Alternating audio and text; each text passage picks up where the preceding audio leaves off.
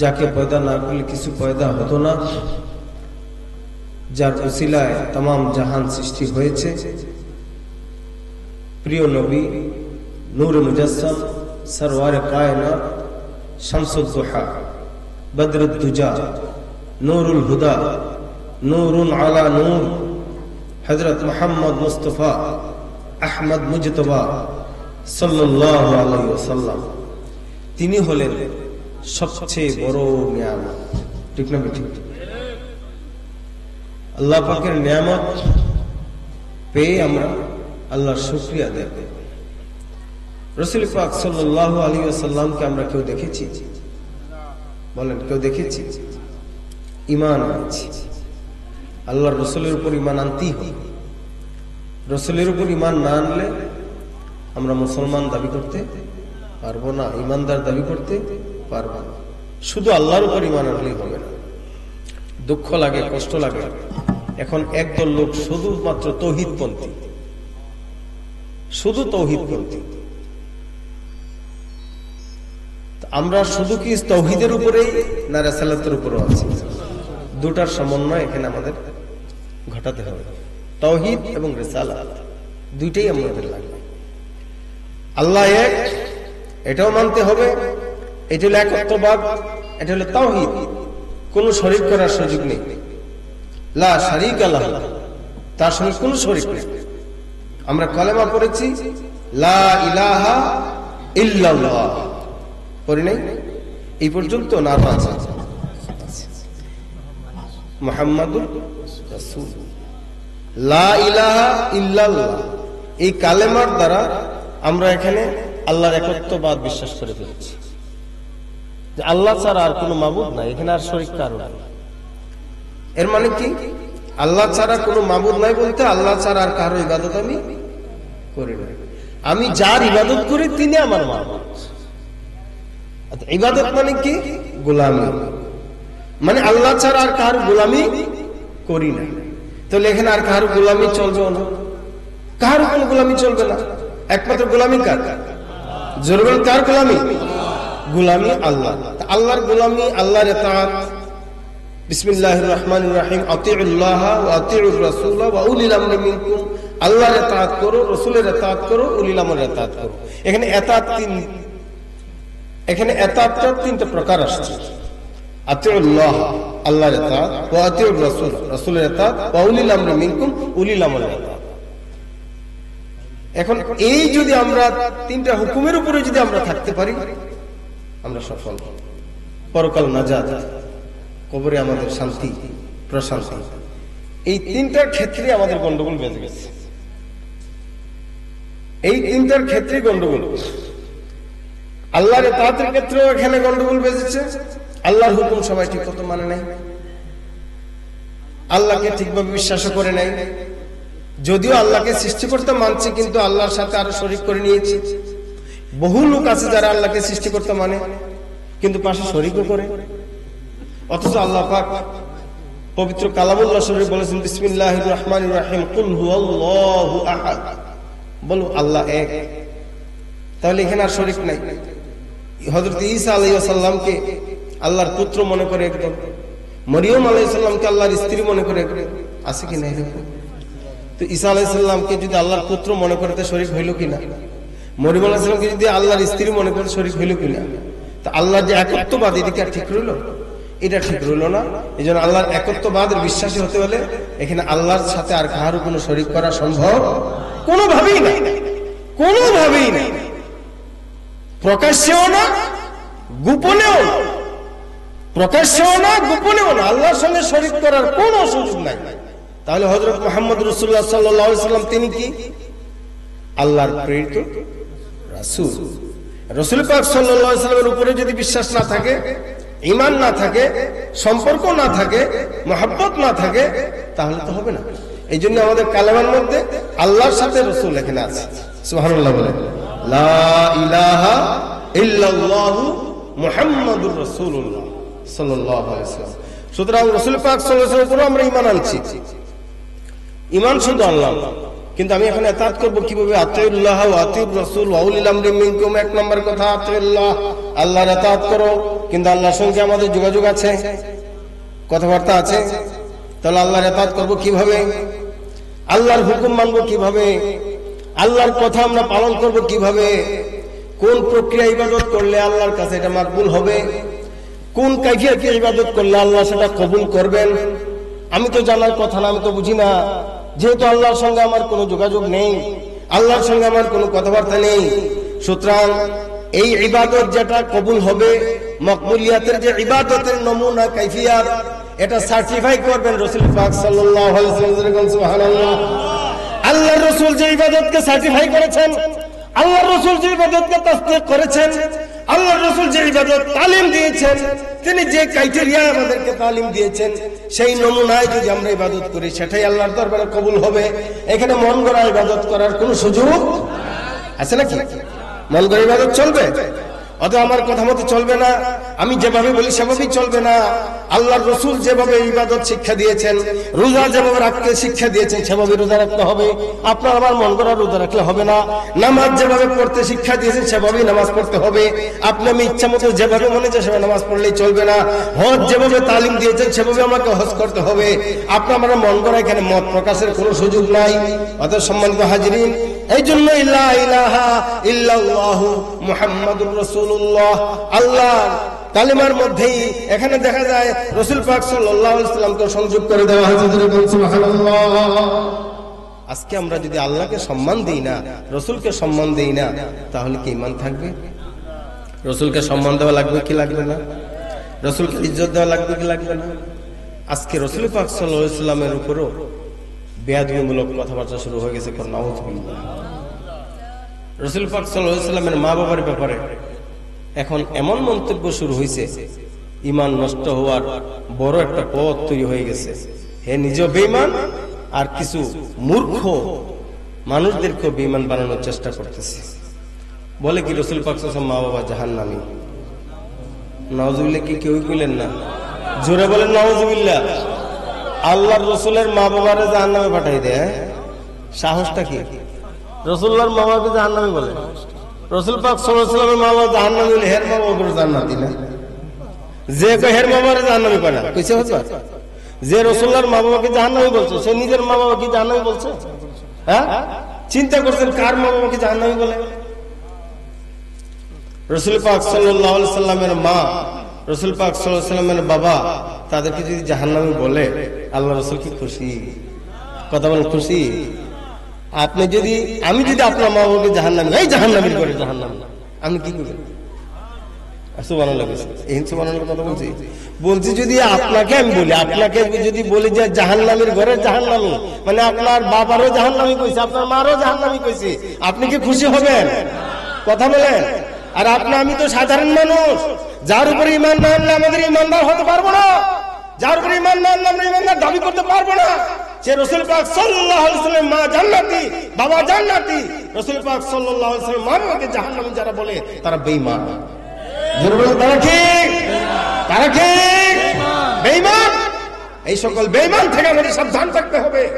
বেঈমানরা আমাদের ঈমান নষ্ট করে ফেলছে, আল্লাহর রাসূলের উপর কত বড় আঘাত করছে। ইতিহাস জানেন না? রাসূল পাক সাল্লাল্লাহু আলাইহি ওয়াসাল্লাম তিনি পৃথিবীতে আসবেন, মা আমিনার গর্ভে তিনি যখন আছেন, তখন বাঘে মা আমিনার সঙ্গে কথা বলেছে। সুবহানাল্লাহ। হরিণ মা আমিনার সঙ্গে কথা বলেছে। সুবহানাল্লাহ। তিনি যখন আসবেন, হযরত আমিনা রাদিয়াল্লাহু তাআলা আনহা, তার সেই যে ঘরের উপরে ছাদ, এটা সরে গেছে। সুবহানাল্লাহ বলেন। রাসূল পাক সাল্লাল্লাহু আলাইহি ওয়াসাল্লাম যে রাতে আসছেন, যখন আসছেন, তখন আমিনা রাদিয়াল্লাহু তাআলা আনহা তার পরিচর্যা করার জন্য, সেবা করার জন্য কারা আসছিলেন? আসিয়াতু ওয়া মারইয়াম রাদিয়াল্লাহু তাআলা আনহুমা ফি নিসাতিন মিনাল হাজরাতিল কুদসিয়াহ। আসিয়া আলাইহিস সালাম, মারিয়াম আলাইহিস সালাম, তারা দুজন আসছেন। হাওয়া আলাইহিস সালাম আসছেন, হাজরা আলাইহিস সালাম আসছেন, চারজন মহিলা আসছেন। সুবহানাল্লাহ বলবেন না? কয়জন মহিলা আসছেন? স্বপ্নে না বাস্তবে? আল্লাহ রাসূল আসছেন বাস্তবে, কি স্বপ্নে আসছেন নাকি? রাসূল পৃথিবীতে আসছেন বাস্তবে, অতএব ওনারা আসছেন বাস্তবে। সুবহানাল্লাহ বলেন। উনি স্বপ্নে আসছেন? বাস্তবে আসছেন। শুধু আসেন বাস্তবেই না, আমিনা রাদিয়াল্লাহু তাআলা আনহা তিনি যখন দেখলেন নড়াচড়া করতেছে, উনি একটু ভয় পেয়ে গেলেন। দরজা বন্ধ, জানালা বন্ধ, মানুষে নড়াচড়া করে। আপনি যদি ঘরের মধ্যে হঠাৎ দেখেন দরজা ভালো করে লক করে আপনি ঘুমাইছেন, জানালা লক করে ঘুমাইছেন, আর আপনার পাশে কে যেন নড়াচড়া করে, ভয় পাবেন না? ভয় পাওয়ার কথা না। আমিনা রাদিয়াল্লাহু তাআলা আনহা তিনি তো শুয়ে আছেন, হঠাৎ করে যখন দেখেন নড়াচড়া করতেছে, তারপরে তিনি ভয় পেয়ে গেছেন। কারা? হযরত হাওয়া আলাইহিস সালাম। তিনি প্রথমে পরিচয় দিলেন, আমিনা ভয় পেও না, আমিনা ভয় পেও না, সেবা করার জন্য জান্নাত থেকে আমরা 4 জন এসেছি। আমি হাওয়া, আমি হাওয়া, উনি হাজেরা, উনি আসিয়া, উনি মারিয়াম। সুবহানাল্লাহ বলেন। এই 4 জন রমণী আসছেন জান্নাতি পোশাক, জান্নাতি রুমাল নিয়ে, জান্নাতি পানি নিয়ে, জান্নাতি সুগন্ধি নিয়ে, জান্নাতি কেতলি নিয়ে। যেরকম সুবহানাল্লাহ। আপনার আমার দাইমা কত মানুষ আসে, আর আল্লাহর রাসূলের আগমনের সময় মা আমিনা রাদিয়াল্লাহু তাআলা আনহার সেবা করার জন্য আল্লাহ জান্নাতি রমণীগণ পাঠাইছেন। যেরকম সুবহানাল্লাহ। যে রমণীর জন্য জান্নাতি মেহমান আসলেন, এই রমণীকে কয় জাহান্নামী। যে রমণীকে সেবা করার জন্য জান্নাত থেকে মেহমান আসলেন, এই রমণীকে যদি বলে জাহান্নামী, এর চেয়ে বেঈমান আর কিছু হতে পারে না। হযরত আব্দুল্লাহ রাদিয়াল্লাহু তাআলা আনহা উনাকে সাহায্য করছেন ফেরেশতাগণ। কোন সুবহানাল্লাহ। তিনি যখন ছোট ছিলেন, উনি যখন ছোট ছিলেন, খেলাধুলা করবেন, খেলাধুলা করতেছেন, ইহুদিরা তখন চেষ্টা করছিল আব্দুল্লাহকে হত্যা করার জন্য। তখন আসমান থেকে ফেরেশতা নাযিল হয়ে আব্দুল্লাহ রাদিয়াল্লাহু তাআলা আনহুকে রক্ষা করা হলো। সুবহানাল্লাহ। ইতিহাস অনেক লম্বা, শুধু আমি বলতেছি যে উনাকে জাহান্নামী কেন বলবে? যাকে ফেরেশতারা রক্ষা করলেন, ফেরেশতারা যাকে রক্ষা করলেন, সেই আব্দুল্লাহ রাদিয়াল্লাহু তাআলা আনহুকে জাহান্নামী বললে কি ঈমান থাকবে? যারা বলেন ঈমান থাকবে। সুতরাং রাসূল পাক সাল্লাল্লাহু আলাইহি ওয়াসাল্লাম মা বাবাকে জাহান্নামী বলার কোন সুযোগ নাই। করেন সাল্লাল্লাহু আলা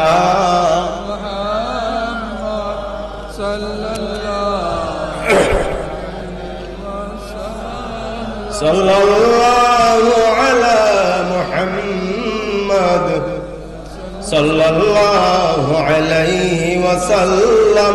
আল্লাহুম্মা সাল্লি ওয়া সাল্লিম ওয়া বারিক আলাইহি। এই যে কথাগুলো বললাম, এগুলো আসলে কলবের সাথে একটা সম্পর্ক, ঠিক না? তো কলবের যে চিকিৎসা চলে, যে চিকিৎসক ডাক্তারগণ, তাদের কাছে যাই না, তাদের কাছে বসি না, তাদেরকে মানিও না, বিশ্বাসও করি না, তো জাহান্নামী কইবে। আর কি কইবে? কথা বুঝেন না? এই পৃথিবী আবাদ করছে কারা? এই দেশ আবাদ করছে কারা? রাসূল পাক সাল্লাল্লাহু আলাইহি ওয়াসাল্লামের পরবর্তীতে রাসূল পাক সাল্লাল্লাহু আলাইহি ওয়াসাল্লাম প্রতিনিধিত্ব করেছেন কারা? প্রতিনিধি হিসেবে দায়িত্ব পালন করছেন কারা? এই দেশেই আমরা খুঁজি।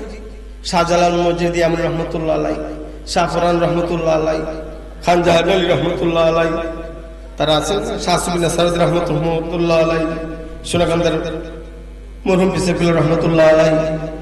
এই বাংলাদেশের মধ্যে প্রত্যেকটা বিভাগ যদি আমরা একটু তালাশ করি, কোন প্রত্যেকটি বিভাগে কোন না কোন একজন আল্লাহর ওলি অনেক আগে আসছেন এখানে। সুবহানাল্লাহ। আমরা খোঁজ করে দেখবো 700 বছর আগে, 800 বছর পূর্বে কোন না কোন আল্লাহর ওলি এসে এই দেশে আবাদ করেছেন, অমানুষকে মানুষ বানিয়েছে, অমুসলিমদেরকে মুসলমান বানিয়েছে। যেরকম সুবহানাল্লাহ।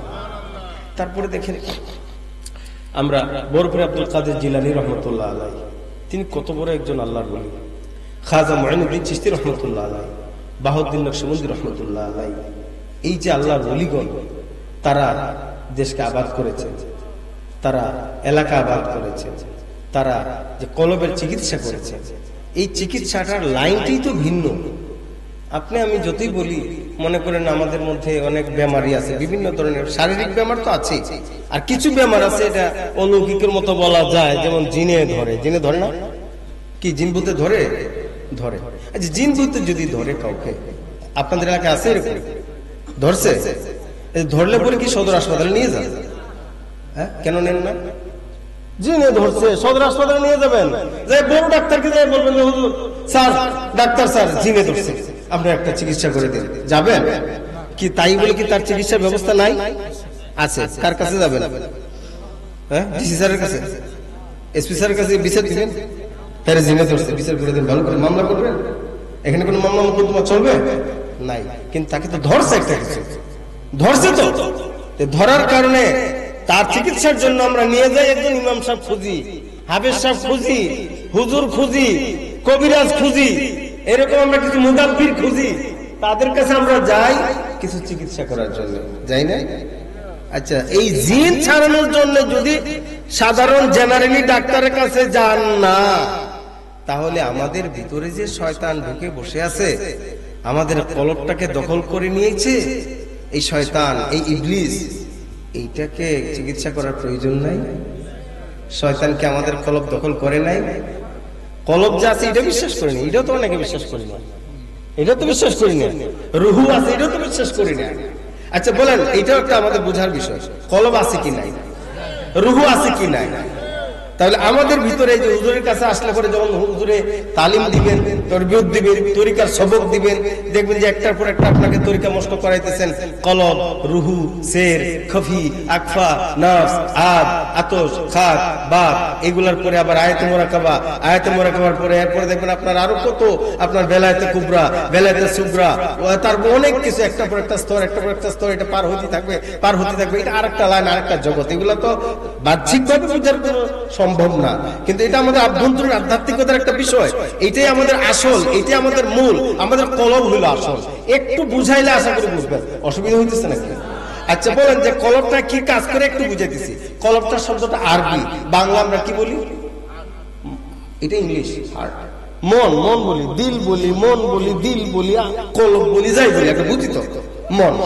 আচ্ছা, এইটা যখন কোনো কিছু করতে ইচ্ছে করে তখন আমরা করি, আর যখন এটা না করে তখন করি না, ঠিক না? আপনাকে বলছি ভাই এখন এই খান, না খাবো না, কেন খাবেন না? মনটা চায় না। কিসে চাইছে? মনে চায়। মনে না চাওয়ার কারণে মুখে খায় নাই। তাহলে বুঝা গেল এইটার মধ্যে আপনার আগে পাস করাইতে হবে, এখানে আগে পাস করাইতে হবে। এখানে পাস করলে চোখে কাজ করে, এখানে পাস করলে মুখে কাজ করে, এখানে পাস করলে হাতে কাজ করে, এখানে পাস করলে পায়ে কাজ করে। আর এখানে যখন পাস নাই, না করে পায়ে নড়ে না, এখানে না করে চোখেও করে না, এখানে না বললে জিহ্বায় কাজ করে না।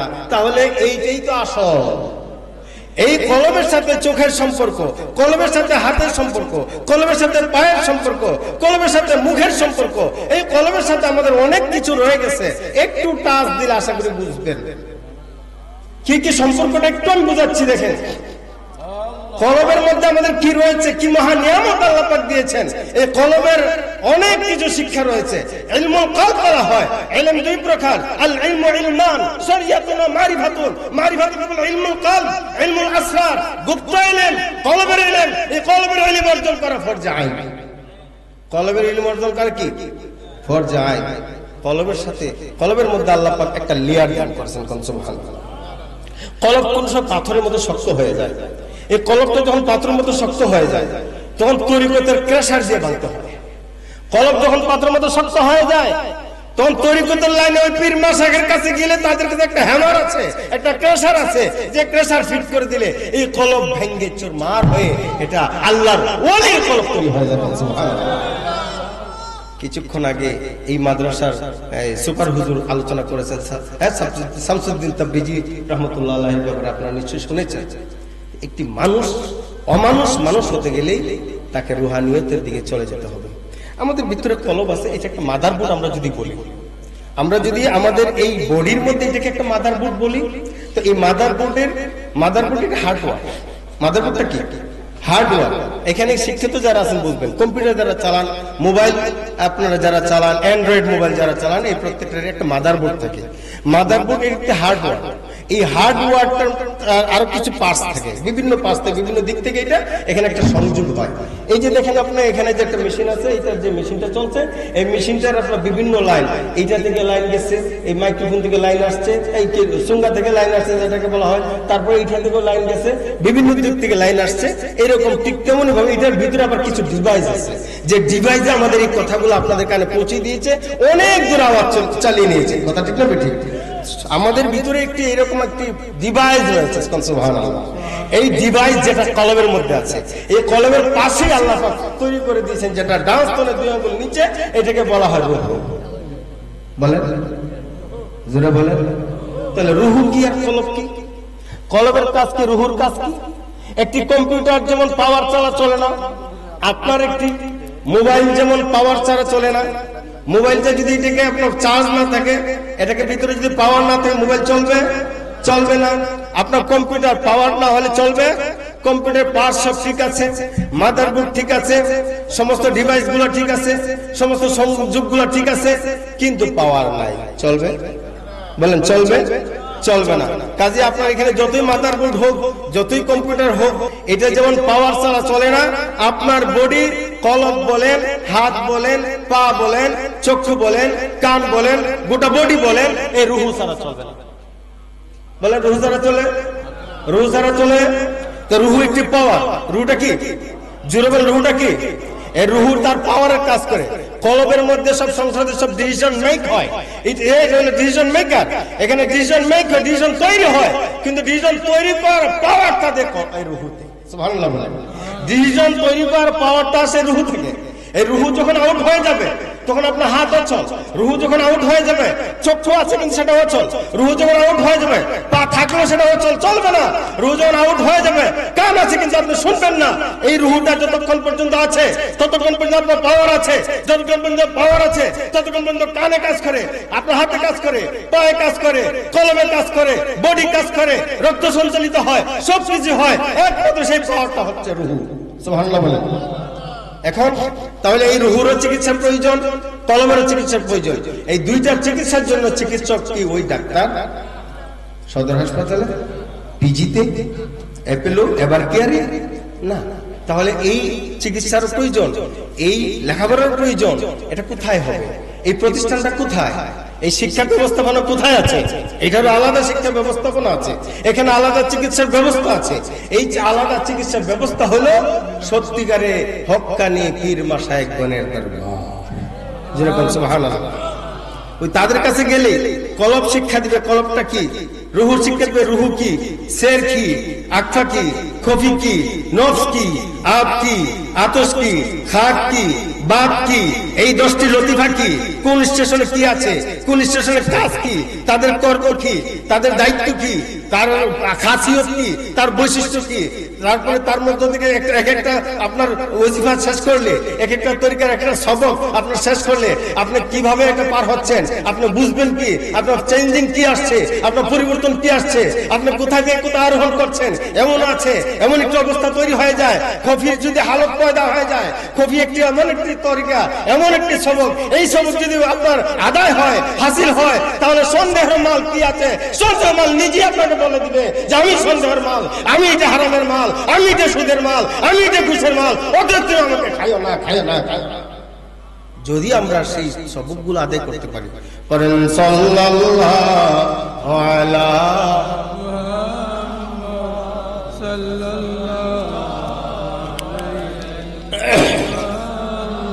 সাল্লাল্লাহু আলা মুহাম্মদ সাল্লাল্লাহু আলাইহি ওয়া সাল্লাম।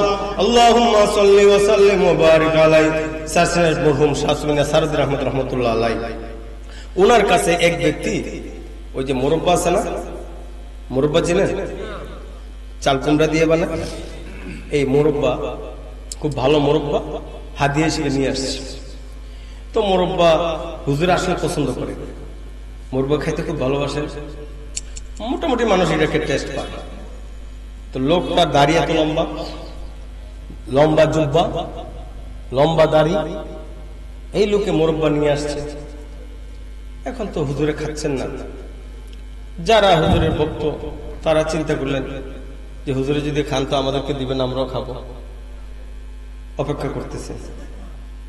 যাক, শেষ দিকে মাহফিল শেষ, লোক বের হয়ে গেছে, ওই লোকও নাই।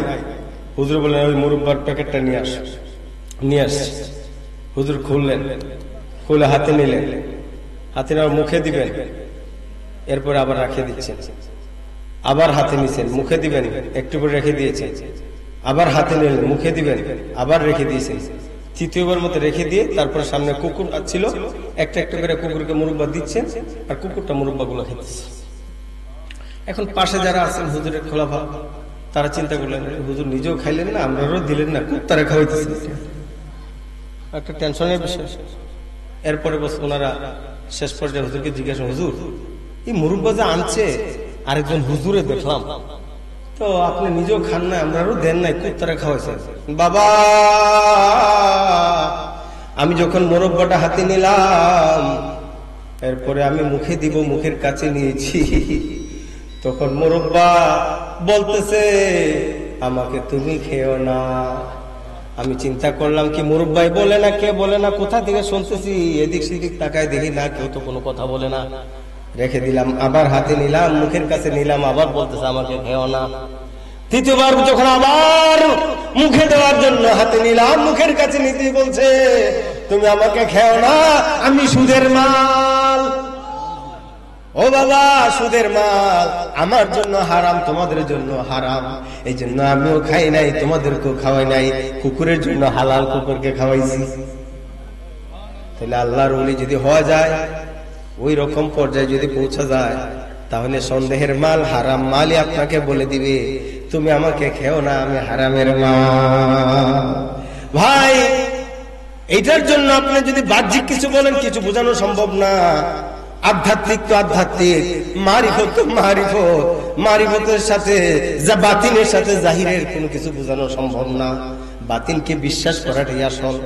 যদি বলেন বিশ্বাস করি না, তো কিছুই করার নাই। আর ইমানটা বাতিনের সাথে সম্পৃক্ত, ইমান জাহিরের সাথে সম্পৃক্ত না।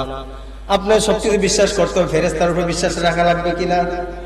ফেরেশতা কি দেখেছি, জাহির না বাতিন? প্রথম আসমান দেখেছি, দ্বিতীয়টা দেখছি, 7 আসমান দেখেছি, লৌহ মাহফুজ দেখেছি, তাহলে এগুলা তো বিশ্বাস করতে হবে।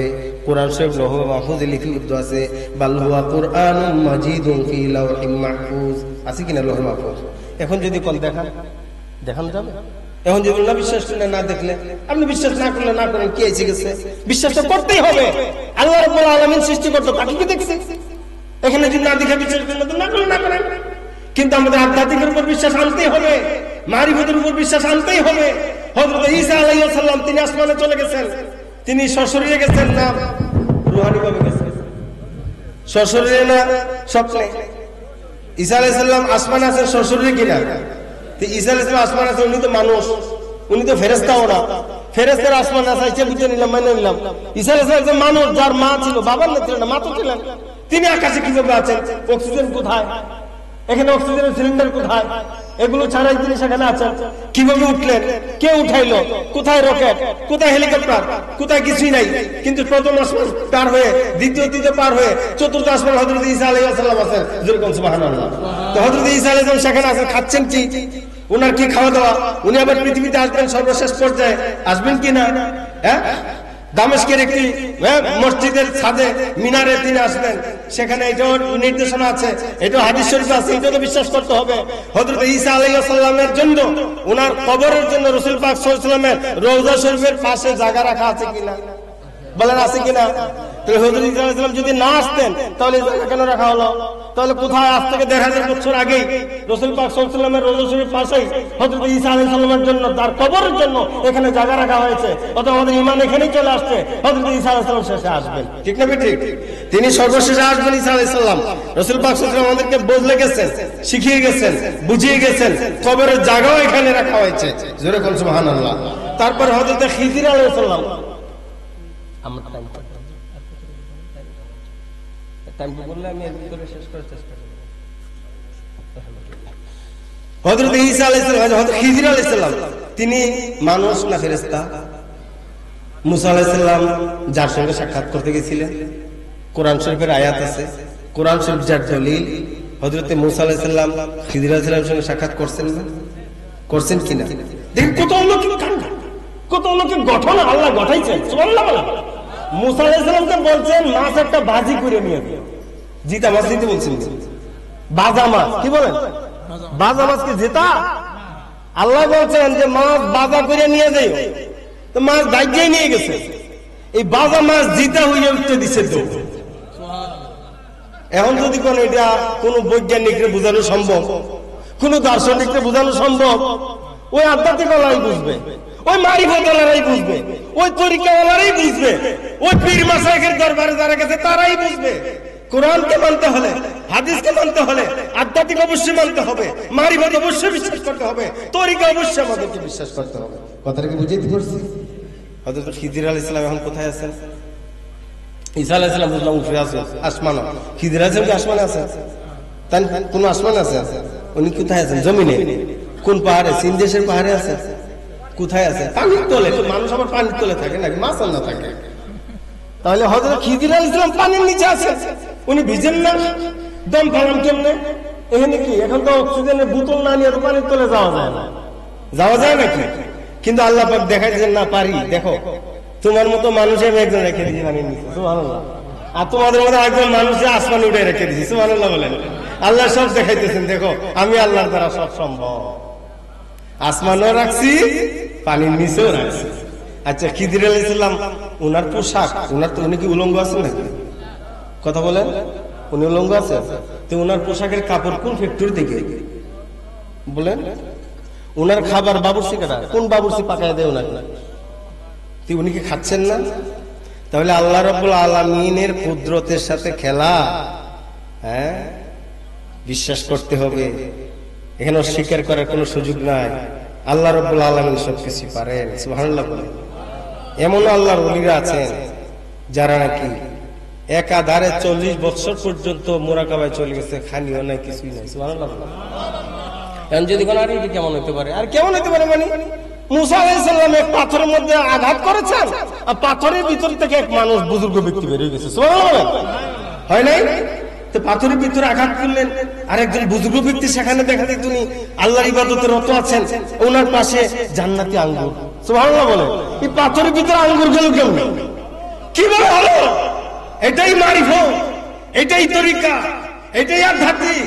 এটা বুঝে নিতে হবে রে ভাই, সুবহানাল্লাহ বলেন।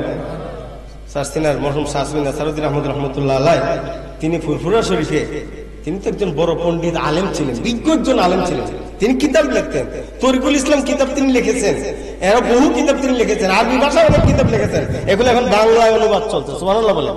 তো ফুরফুরা হুজুরের দরবারে তিনি আছেন, ওই লেখার জন্য ওনার দায়িত্ব ছিল, অনেক কিছু লিখতেন, কিতাব লিখতেন, গবেষণা করতেন, উনি গবেষক ছিলেন।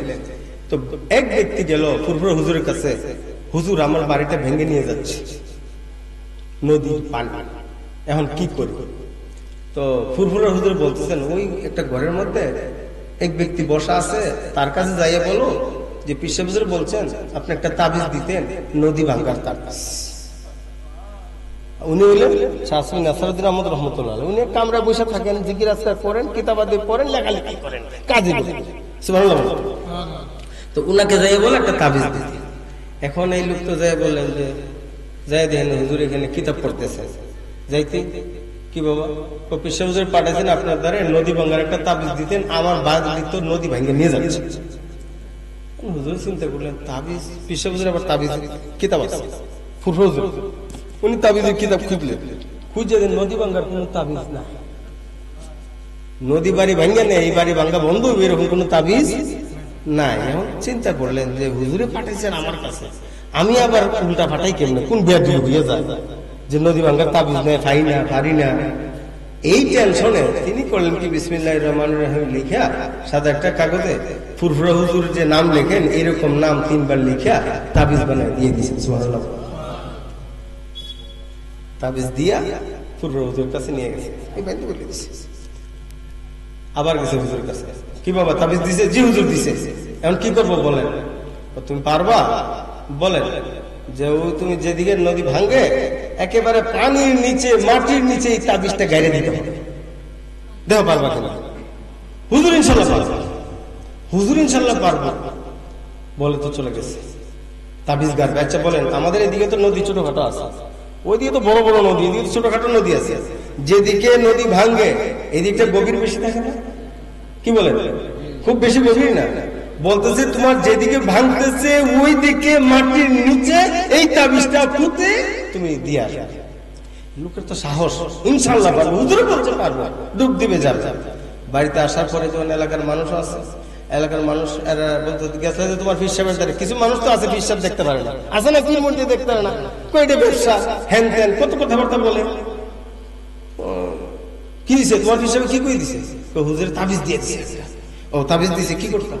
ও তাবিজ কইছে যে যেদিকে ভাঙ্গে এদিকে মাটির নিচে পুঁতে দিতে। তুইও পাগল, তোর ভিড়ও পাগল।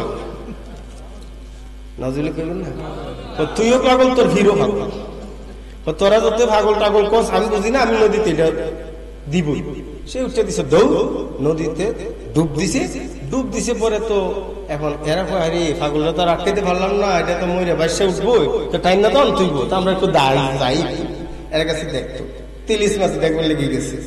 সে তো বিসমিল্লাহ করে যখন ডুব দিয়েছে, 5 মিনিট যায় খবর নাই, 10 মিনিট গেল খবর নাই, 20 মিনিট গেল খবর নাই, 30 মিনিট চলে গেল। ওরা এখন চিন্তা করতেছে এই লোকটা দিয়ে উঠতেছে না রে, মনে হয় কার একটা ফোর্সে হিটার চলে বলে খবর হয়ে গেছে গা, এখন দিয়ে আর সে উঠতে আইতেছে না। দীর্ঘ আধ ঘন্টা পর 30 মিনিট পরে হঠাৎ করে দেখা যায় ওই ব্যক্তি উঠা আল্লাহু আকবার বলে উঠে গেছে। ভাই এখন তো ডুবুরিরা ডুব দেয়, অক্সিজেনের বোতল নেই, অনেক কিছু হারিয়ে গেলে খুঁজে বের করে। তখন কি এগুলো ছিল নাকি? তখন তো এগুলা কিছুই ছিল না। ওই যখন দীর্ঘ 30 মিনিট পর এরপরে উঠেছে, এরপর উঠে আর তার সাথে কোনো কথা বলে না। এরপরে আবার তার পীরের দরবারে রওনা ধরে বলছে সুবহানাল্লাহ। পূর্বরা দরবার শুরু আবার গেল। যাওয়ার পরে পূর্ব বিশ্ববিদ্যালয় দেখা করার পর বলছে বাবা কি তাবিজ কি তুমি পুঁতেছ? জি হুজুর আমি তাবিজ পুঁতে আসছি। বলে কি হয়েছে বলো দেখি, কোনো কিছু হয়েছে কি? হুজুর শুধু হয়ে নাই, অনেক কিছু হয়েছে। বলে কি? আমি যখন বিসমিল্লাহ বলে ডুব দিলাম, ডুব দেওয়ার পর তারপরে আমি যেন কোনো পানি আর দেখি না। বলে তারপরে কি দেখো? বলে তারপরে দেখি ছোট একটা ঘরের মতো। তারপরে কি দেখেছো? ঘরের ভিতরে দেখা যায় দরজা খোলা, একজন ওই খাটের মধ্যে একজন হুজুর বসা। তারপরে কি? বলে হুজুর আমাকে ইশারা দিয়েছেন যাওয়ার জন্য। তারপরে আমি গেলাম, যাওয়ার পরে হুজুর বললেন বাবা কেন আসছো? বলে হুজুর কি আমি তো আসছি, আমার পীরে বলছেন তাবিজ পুঁতে দেওয়ার জন্য। আমি তাবিজ পুঁততে গিয়ে এখন দেখি আপনারে। সুবহানাল্লাহ। দেখি তাবিজটা একটু হাতে দাও। তারপর তাবিজটা হাতে নিয়েছেন, হাতে নিয়ে তাবিজটা খুলছেন, খুলে দেখে তিনি মুস্কি একটা হাসি দিয়েছেন। মুস্কি হাসি দেওয়ার পরে বলছেন যাও তোমার পীর সাহেবের কাছে আমার সালাম দাও, আর ওই তাবিজটা যিনি লিখেছেন তার কাছে আমার সালাম দাও। জোরে বল সুবহানাল্লাহ। আর বাবা যাও, আর কোনদিন তোমার বাড়ি ভাঙবে না, বলে দিলাম এই নদী তোমার বাড়ি আর ভাঙবে না। হুজুর এই তো দেখলাম এই কাহিনী। তারপরে ওই ফুরফুরের হুজুর শাহ নেসারউদ্দিন আহমদ রহমতুল্লাহ আলাইহি ডাকতে আনলেন। বাবা নেসারকে বলো আসতে, বলো। নেসার হুজুর আসছে। হুজুর ভয় পেয়ে গেছেন, এই বেটা দিলে খারাপ, হ্যাঁ না জানি কি হয়েছে, আমি তো তাবিজ পারছি না, লিখতাম তাবিজ খুঁজেও পাইছি না, আমার না জানি কোন ভুল হয়ে গেছে, আল্লাহ জানে, ভয় পেয়ে গেছে। কিন্তু না, ফুরফুর হুজুর মুস্কি একটা হাসি দিলেন, বললেন বাবা ভয় পায় না, তুমি কেমন তাবিজ লিখলে রে? খিজির আলাইহিস সালাম আমারও সালাম দিছেন, তোমারও সালাম দিছেন। ও বাবারা, এটাই বলে আধ্যাত্মিক দরবার, এটাকেই বলে মারিফাত। এই জগৎ আলাদা, এই রোড আলাদা, এই রাস্তা সম্পূর্ণ আলাদা। ওই জগতে যতক্ষণ পর্যন্ত আমি পদার্পণ করব না, এই রাস্তায় যতক্ষণ পর্যন্ত আমি হাঁটবো না, চলবো না, ওই রাস্তা সম্পর্কে আমার কিছুই জানা হবে না। ভাইরা আমার, বন্ধুরা আমার, এই জন্যই তরিকতের কাছে আসলে, তরিকার দরবারে আসলে, তরিকার সবক আদায় করতে করতে ওই কলবটা আমাদের কন্ট্রোলে এসে যায়। সুবহানাল্লাহ। কলবটা শয়তানের দখলে আর দিতে রাজি আছি, শয়তানের দখলে দিতে রাজি আছি। শয়তানের দখলদারি কি বৈধ না অবৈধ? শয়তানের দখলদারি বৈধ না অবৈধ? কাজী অবৈধ দখলদারি এটা উচ্ছেদ করতে হবে। সবাই রাজি আছি কিনা? উচ্ছেদ করতে রাজি আছি। নারায়ে তাকবীর, নারায়ে রিসালাত, উবাটা দরবার শরীফ, সোনাকান্দা দরবার শরীফ। আল্লাহ পাক কবুল করুন, মঞ্জুর করুন, বল আমিন। এই অবৈধ দখলদারি, ডাকাত, সন্ত্রাস, এবার শীর্ষ সন্ত্রাস, সকল সন্ত্রাসের সন্ত্রাস, শীর্ষ সন্ত্রাস, তার উপরে আর কোন সন্ত্রাস নাই। ঠিক না? ঠিক। অত এই সন্ত্রাস আমাকে হামলা করেছে, শয়তান আমার সন্ত্রাস আমার কলবকে দখল করে নিয়েছে। অতএব এই সন্ত্রাস থেকে আমাকে বাঁচতে হবে। দুনিয়ার মধ্যে যদি আমাকে কোনো ডাকাতে হামলা দেয়, আপনার আমার বাড়িঘর যদি ডাকাতে হামলা দেয়, তাহলে আপনার আমার কাছে অস্ত্র নাই, সে তো অস্ত্র নিয়ে হামলা দেয়, ঠিক না ঠিক? তখন আমরা ডাকাত দল থেকে বাঁচার জন্য, সন্ত্রাস থেকে বাঁচার জন্য আমরা প্রশাসনের সহযোগিতা নেই কি নেই না? বলেন নেই কি নেই না? 999 আমরা ফোন করি, 999 ফোন করে তারপরে আমরা সহযোগিতা নেই। বিভিন্নভাবে আমরা থানার সঙ্গে সম্পর্ক করে আমরা সহযোগিতা নেই। তখন তারা যখন আসলে পরে ডাকাত দল থাকে, বলেন থাকে? থাকে না। তারা তো ডাকাত যদি 50 জন হয়, পুলিশ কি 50 জন আসা লাগে? এরা বেশি হইলে 10টা আসবে, না হয় 15-20টা আসবে। ডাকাত 100টা অস্ত্রধারী হইল, 10-20টা ওই পুলিশের কাছে তারা হার মানে, ঠিক না ঠিক? ও ভাইরা বাবারা, আপনার আমার কলমের মধ্যে যে শীর্ষ সন্ত্রাস দখল করে আপনার আমার কলবটাকে তার দখলে নিয়ে গেছে, স্টিয়ারিংটা তার হাতে নিয়ে গেছে, এখন আমি কিছুই করতে পারতেছি না। অত এই স্টিয়ারিং তার হাতে, তার হাত থেকে আমার কলবকে ছিনিয়ে আনতে হবে, তাকে অবশ্যই আমাকে উচ্ছেদ করতে হবে। কিন্তু আমার তো ক্ষমতা নাই, আমার তো পাওয়ার নাই। অতএব আমার যেহেতু ক্ষমতা নাই, পাওয়ার নাই, আমাকে অবশ্যই প্রশাসনিক পাওয়ারের সহযোগিতা নিতে হবে, ঠিক না ঠিক? যতক্ষণ পর্যন্ত প্রশাসনিক পাওয়ারের সহযোগিতা নিছি না, ততক্ষণ পর্যন্ত আমি এই সন্ত্রাস থেকে মুক্ত হতে পারবো না। অতএব প্রিয় হাজিরিন, বাহ্যিক সন্ত্রাস থেকে মুক্ত হওয়ার জন্য গভর্নমেন্ট যে প্রশাসন থানায় আমাদেরকে দিয়ে দিয়েছেন, তাদের সহযোগিতা আমরা নেই। ঠিক তেমনি আমাদের আধ্যাত্মিক সেই সন্ত্রাস, যে সন্ত্রাস, এই সন্ত্রাস থেকে আমার কলবকে মুক্ত করার জন্য আল্লাহ পাক কর্তৃক এই পৃথিবীর মধ্যে যাদেরকে প্রশাসনিক ক্ষমতা দিয়ে পাঠিয়েছেন, বিসমিল্লাহির রহমানির الرحيم الذين أنعم الله عليهم من النبيين والصديقين والشهداء والصالحين سبحان الله নবী, সিদ্দিক, সুহাদা, সালেহীন, 4 শ্রেণীর ব্যক্তি তারা হলেন প্রশাসনিক পাওয়ারফুল, যেরকম সুবহানাল্লাহ। তাদেরকে সেই পাওয়ার স্বয়ং আল্লাহ রাব্বুল আলামিন দিয়েছে। অতএব পৃথিবীর মধ্যে যেখানে যেখানে ওই প্রশাসনিক পাওয়ারফুল ব্যক্তিগণ রয়েছেন, আধ্যাত্মিক জগতের সম্রাট যারা রয়েছেন, ওই আল্লাহর ওলিগণ যারা রয়েছেন, যাদের সঙ্গে লিঙ্ক রয়েছে, যাদের সঙ্গে যোগাযোগ রয়েছে রাসূলুল্লাহর সঙ্গে, যেরকম সুবহানাল্লাহ, আল্লাহর রাসূলের যোগাযোগ, কানেক্টিভিটি আল্লাহর সাথে, আর আল্লাহর ওলিগণের কানেক্টিভিটি রাসূলের সাথে, সুবহানাল্লাহ বলেন। ওই রাসূলুল্লাহর সাথে কানেক্টিভিটি না হওয়া পর্যন্ত তার পাওয়ার নাই। আপনার আমার মোবাইলের মধ্যে এখন নেটওয়ার্ক যদি থাকে, এমবি যদি থাকে, ওয়াইফাই যদি থাকে, তাহলে আমি সার্চ যদি করি, আমি পৃথিবীর বিভিন্ন জায়গায় আমি প্রবেশ করতে পারছি, ঠিক না ঠিক? কিসের মাধ্যমে? নেটের মাধ্যমে। জোরে বলেন, কিসের মাধ্যমে? তো এই নেট টু নেট যদি সংযোগ না থাকে, তাহলে কি খালি মোবাইল থাকলেই হবে? মোবাইল তো অভাব নাই, মোবাইল থাকলেই হবে। এক নম্বর হলো টাওয়ারে মিল থাকতে হবে, সংযোগ থাকতে হবে। আপনার মধ্যে আবার নেট আইসি থাকতে হবে। নেট আইসি থাকলে হবে না, আপনার এমবিও থাকতে হবে। এমবি থাকলে পরে তারপরে আপনার আবার সার্চ ইঞ্জিন থাকতে হবে। জানেন না কতটুকু বুঝতেছেন? সার্চ ইঞ্জিন যেমন আপনার গুগল, ক্রোম, এরকম কিছু আছে না, এটাকে বলে সার্চ ইঞ্জিন। তারপর ফেসবুক, এগুলো আছে না, এরকম কিছু আছে আপনার, এটাকে বলে সফটওয়্যার। সফটওয়্যার নিয়ে তো আলোচনা করি নাই।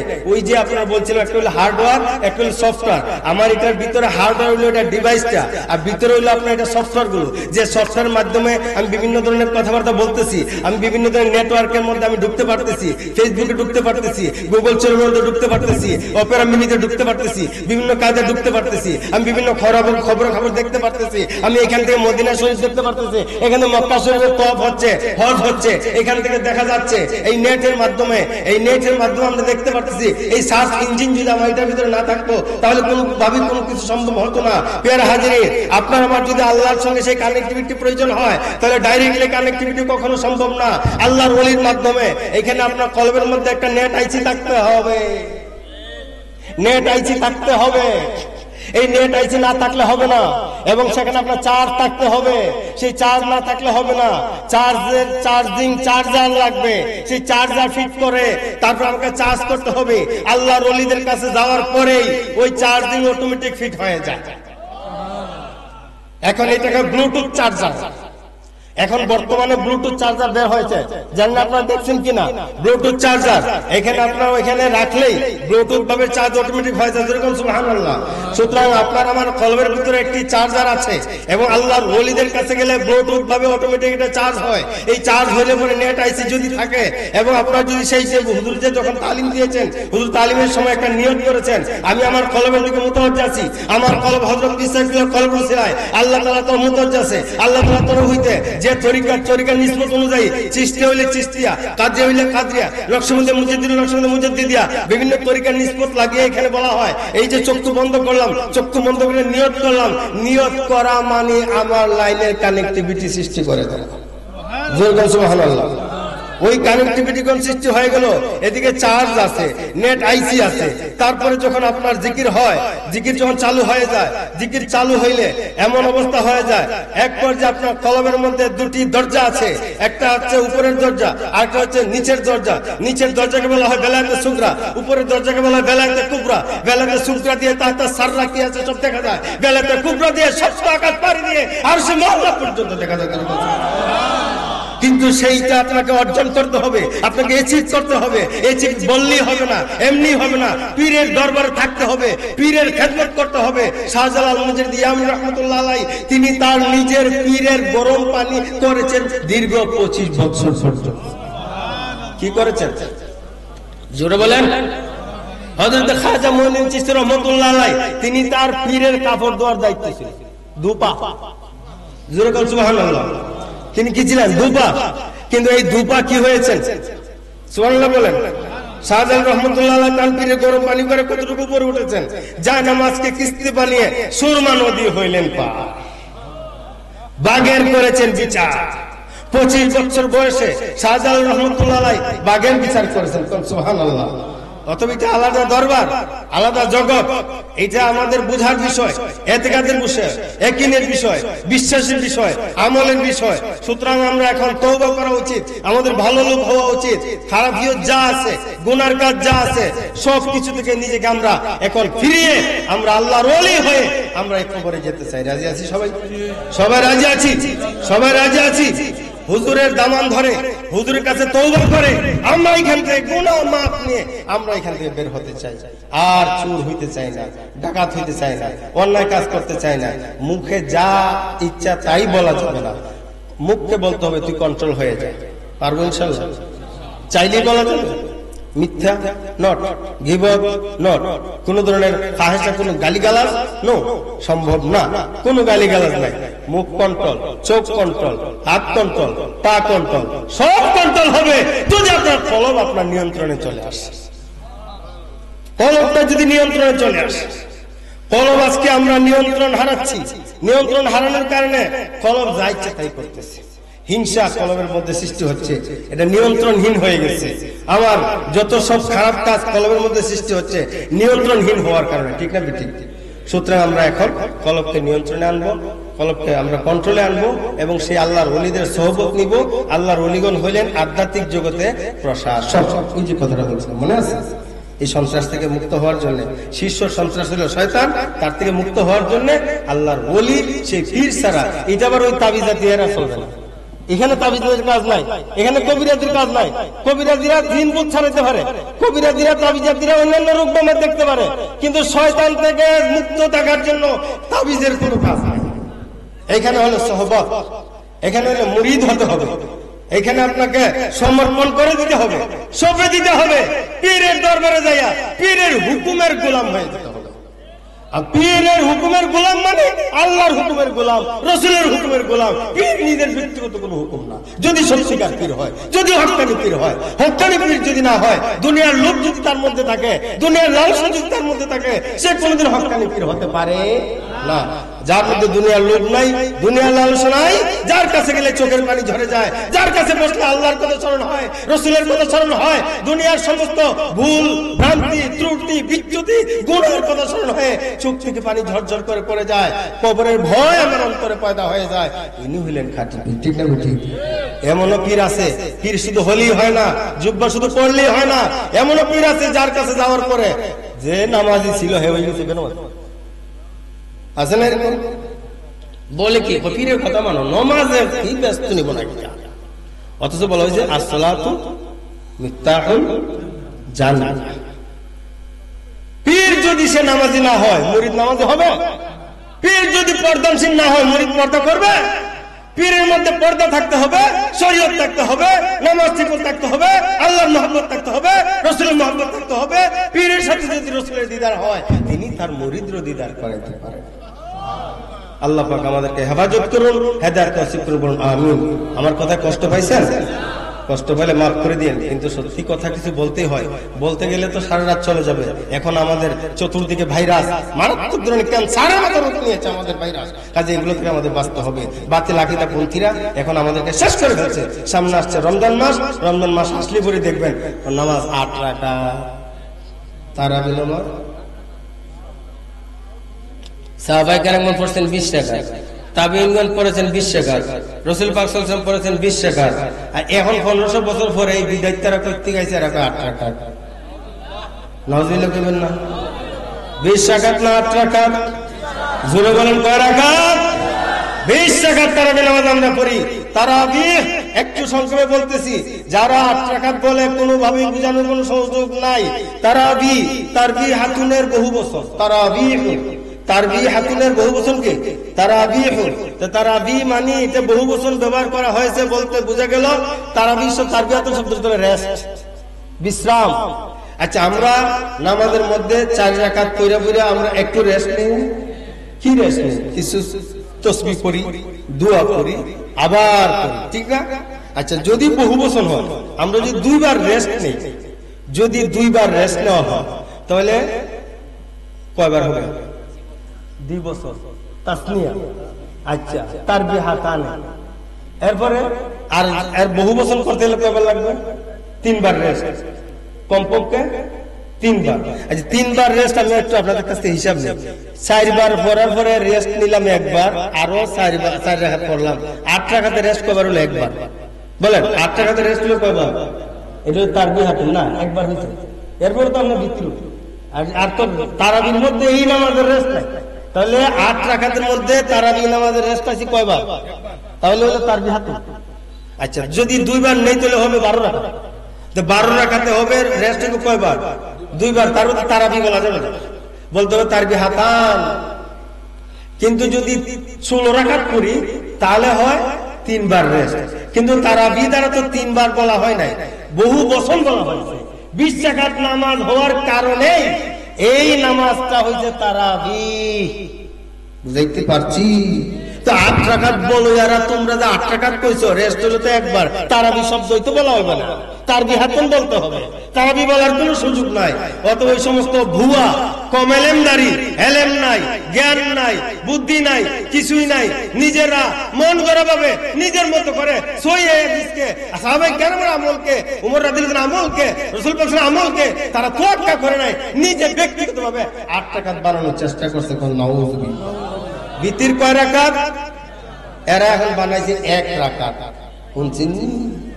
আল্লাহ মাফ করুক, এরার থেকে আল্লাহ আমরা বাঁচাইতো, আমরা ফুলাফানরে বাঁচাইতো, আমরা আত্মীয় স্বজনরে বাঁচাইতো। খালি আল্লাহর কাছে এটাই চাইতে হবে। আল্লাহ পাক আমাদেরকে হেদায়েত করুন, আমিন। আল্লাহুম্মা সাল্লি আলা সাইয়্যিদিনা ওয়া মাওলানা মুহাম্মদ ওয়া আলা আলিহি ওয়া আসহাবিহি ওয়া বারিক ওয়া সাল্লাম। আপনারা মাফ করে দিয়েন, আমি আপনাদেরকে কষ্ট দিয়েছি। আমি আমার আলোচনা এখানে শেষ করছি না। দোয়া তো অবশ্যই না, হুজুর আসতেছেন, পরবর্তী আলোচনা হবে, কাজে দোয়া করলে মাহফিলের এটা হবে না, কারণ আমার আলোচনা শেষ। হুজুর আমার যদি বিদায় দিতেন আমি দেখি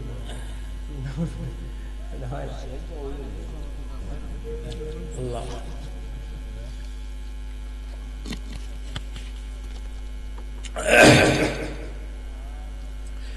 الصلاة والسلام عليك يا رسول الله، الصلاة والسلام عليك يا حبيب الله، الصلاة والسلام عليك يا شافع المذنبين، الصلاة والسلام عليك يا رحمة للعالمين.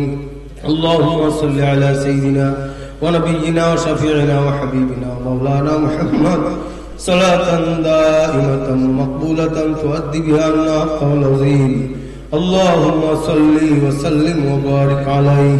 استغفر الله ربي من كل ذنب واتوب اليه، لا حول ولا قوة إلا بالله العلي العظيم. আস্তাগফিরুল্লাহ ইন্নাল্লাহা গফুরুর রহিম। আল্লাহুম্মা আমিন। আল্লাহুম্মা সাল্লি আলা সাইয়্যিদিনা ওয়া নাবিয়িনা ওয়া শাফিঈনা ওয়া হাবিবিনা মাওলানা মুহাম্মদ সালাতান দাইমাতান মাকবুলাতান তুআতি বিহা আন্না কাউল আযীম। আল্লাহ আপনারে মাফ করে দেন। আল্লাহ আপনি আপনার নিয়ামত প্রাপ্ত বান্দাদের পিছে যাওয়ার জন্য, তাদের সহবত নেওয়ার জন্য, তাদের ইতাআত করার জন্য আমাদেরকে বলছেন। তারা হলেন আমাদের জন্য উলিল আমর। আপনি বলছেন ওয়াউলিল আমরি মিনকুম। আল্লাহ সেই হক্কানি পীর মাশায়েখদের কাছে আমরা যাই, আল্লাহ তাদের কাছে আমরা নিয়মিত যাওয়ার তৌফিক দেন আল্লাহ, নিয়মিত আসার তৌফিক দেন আল্লাহ। আল্লাহ আমরা কলবরে আপনি পরিশুদ্ধ করে দেন আল্লাহ। সেই সন্ত্রাস শয়তান থেকে আমাদের কলবকে শয়তানের দখল মুক্ত করে দেন মাওলা। আল্লাহ আপনার মহান ওলিগণের রুহানি নজর ফায়েজ তাওয়াজ্জু আমাদেরকে নসিব করে দেন আল্লাহ। এখন যে অবস্থা, যে ভাইরাস আমাদের চতুর্দিকে ছড়িয়ে পড়েছে মাওলা, আল্লাহ আমরা বড় বিপদের মধ্যে পড়ে গেছি আল্লাহ। আল্লাহ এদের আক্রমণ থেকে আমাদেরকে হেফাজত করেন আল্লাহ। আল্লাহ আমাদেরকে হেদায়েত নসিব করে দেন আল্লাহ। আল্লাহ আমরা মাফ করে দেন আল্লাহ। আল্লাহ মাবুদ দরবার ফরিয়াদ করি আল্লাহ, আমাদের কবর নিয়ে আযাব দিয়েন না মাওলা। আল্লাহ আমাদের কবর নিয়ে আযাব দিয়েন না মাওলা। আল্লাহ আমাদেরকে তরিকার সবক আদায় করবার তৌফিক দেন আল্লাহ। আমাদের তরিকার সবক মস্ক করবার তৌফিক দেন আল্লাহ। আমাদের রুহানিয়ত দান করেন আল্লাহ। আমাদের আধ্যাত্মিক জগতে আমাদেরকে প্রবেশ করার, অবগাহন করার, ডুব দেওয়ার তৌফিক দান করেন মাওলা। আল্লাহ মাবুদ আপনি যে নিয়ামত গুলো দিয়েছেন আমাদেরকে সেই নিয়ামত লাভ করবার তৌফিক দেন আল্লাহ। আল্লাহ এই দরবারে যারা আসেন আল্লাহ প্রত্যেকের নিয়ামত নিয়ে যাইবার তৌফিক দেন মাওলা। আল্লাহ রাসূলুল্লাহর জিকির রাসূলুল্লাহর জিয়ারত নসিব করে দেন আল্লাহ। রাসূলুল্লাহর না দেখাইয়া আমারে কাফন লাগাইয়েন না গো মাওলা। রাসূলের দিদার নসিব না করাইয়া আমারে কবরে নিয়েন না গো মাওলা। আল্লাহ এবার খুদা আল্লাহ মরহুম পীরে কামিল মুকাম্মল আদিমিল্লাহ আমির শরীয়ত মরহুম মাওলানা আব্দুল আজিজ রাহমাতুল্লাহি আলাইহির রূহের সমস্ত হাদিয়া বখশিশ করলাম আল্লাহ। আল্লাহ সোনাকান্দার দরবারে মরহুম পীর সাহেব বিল্লাহ রাহমাতুল্লাহ আলাইহির পাকা রূহের হাদিয়া বখশিশ করলাম আল্লাহ। আল্লাহ এই দরবার তরিকা সিলসিলার উদ্যতন যত পীর মাশায়েখদের সকলের আর সমস্ত হাদিয়াকে বখশিশ করলাম আল্লাহ। আল্লাহ মাবুদ ফুরফুরা শরীফ আবু বকর সিদ্দিক আল কুরাইশি রাহমাতুল্লাহ পাক হাদিয়া বখশিশ করলাম আল্লাহ। সাসিয়া শরীফের পীর শাহ মোহাম্মদ মুহিবুল্লাহ রহমতুল পাক রাদিয়া বখশিশ করো আল্লাহ। আল্লাহ সাহাবু জাওয়া মোহাম্মদ সালেহ রহমতুল পাক রাদিয়া বখশিশ করো আল্লাহ।